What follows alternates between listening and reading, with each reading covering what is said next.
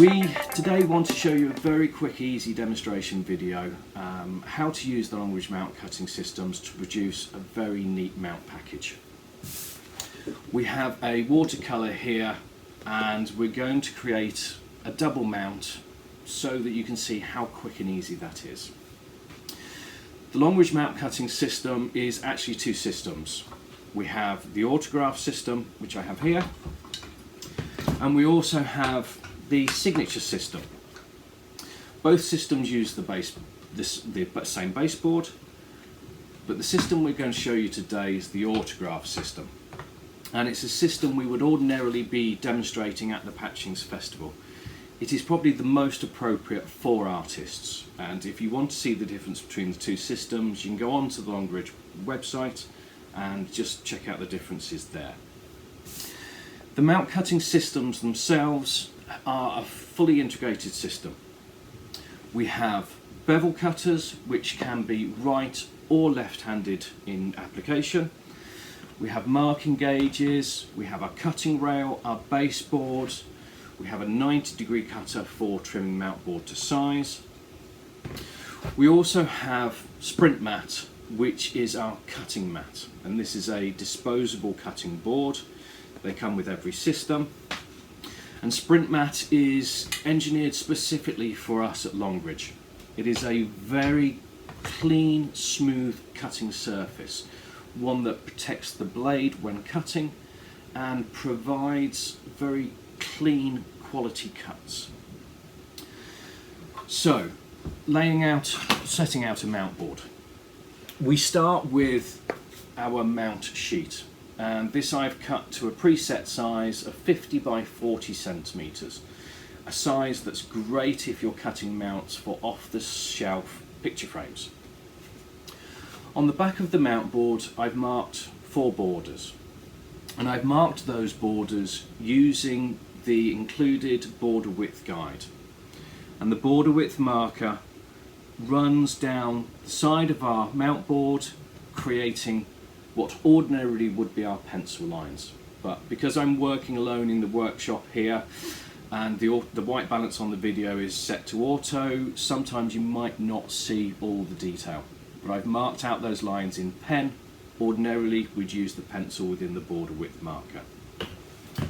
So on the back of the mount board I've marked 6 centimetre borders at the top and the sides and 7 centimetres at the bottom, because in this case we're actually marking out a landscape mount but with a bottom weighted border.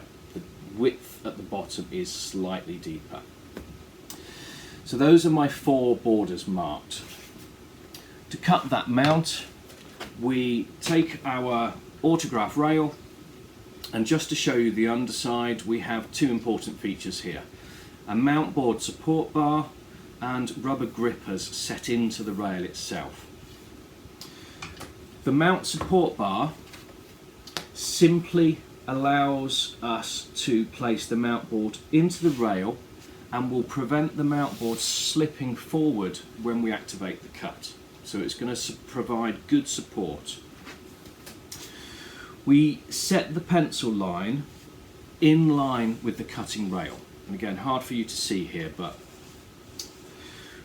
we take the bevel cutter, and on the bevel cutter itself there is a V slot set into the base of the cutter, and that V slot is our cut line indicator. The bevel cutter itself engages onto the cutting rail, so it is fully supported through the cut. And the first process is to take our mount board support butt stops here and set that V slot so that it is exactly in line with our border widths. And this is the end of the cut. We can take our second mount board support and preset the start of the cut. So the key here is that the mount board is fully supported with the grippers under the rail, the mount board support bar under the rail, and our pencil line is in line with the cutting rail. Our start position is preset, our finish position is preset. So everything is controlled. And what that means is when I activate the cut, I simply control the motion of the cut itself. I don't need to worry about all my settings. The way we activate the cut, on the clear handle at the top here, we actually use the palm of our hand to push to engage the cut. We don't need to use our thumb, this becomes quite a weak strained joint, but we use the palm of our hand. So the process is to set on the first border width, using our border width markers, push to engage the cut, support the rail lightly and cut up to the production stop. Lift the blade to disengage the cut, make this safe. Lift out our mount board and you will see that we've created our first very clean cut. I'm then going to move the mount board ready for my second cut, and I always take those few moments just to check the position of my mount stops. So the process again is to push to engage the cut, support the rail up to the stop, lift out the cut. And you'll notice that it's not a white knuckle ride. The quality of the Longridge system is within the quality of the blades, the support cutting mat, which is sprint mat, and all the stops setting to the baseboard. That means that everything is well supported and the cut is one that is very clean and easy. So we're coming on to our third side. This time we're cutting the shorter lengths, making any adjustments to the cutter stops, push to engage the cut, along and then up to lift out the cut. And we always get really clean, accurate corners, not because we have overcut, because we have cut exactly into the corners using the production stops. That's all controlled really neatly. So again, adjust any production stop positions, push to activate the cut, up to the stop, lift out, and that is our first layer of mount board cut. So if we're producing a double mount, we'll have a little bit of a Blue Peter moment here and take out our second layer of mount board. This mount board has been set with increased border widths, so we have 6.5 centimeters at the side and the top and 7.5 centimeters at the bottom. If we layer those two mount boards together, what we have there is a really neat double mount.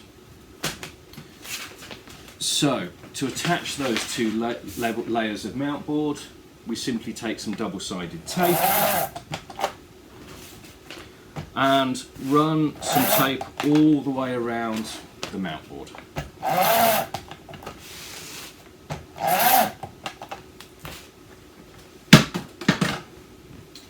We can then use our bench to help us steady the mounts, align the two layers of mount board together, and there we have our double mount.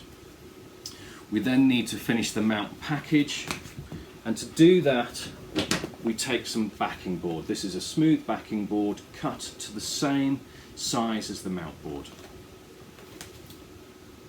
Align the two longest edges together, and using some hinging tape we just tape the two pieces of board together and they fold out like so. To place the artwork within the mount package, we take our watercolour here and we're going to use two T-hinges, and a T-hinge is a very simple hinge. It is two short pieces of, in this case, self-adhesive tape, and we're going to place the tape 1/3 of the way from the edge of the print, and this is the sticky side facing you here. Place that onto the backing board, lift the mount over, align the print as we want it. Just going to use that tape dispenser there to weigh down the print, stop it moving, whilst I take two longer pieces of hinge tape and stick those over the first piece of tape. That's called the T-hinge. The reason for that hinge is that the artwork is simply supported in two positions. It is not taped all the way round. So the paper can expand and contract and the print or the artwork won't cockle or twist. So that there is our mount board package, a double mount, really simply, easily produced.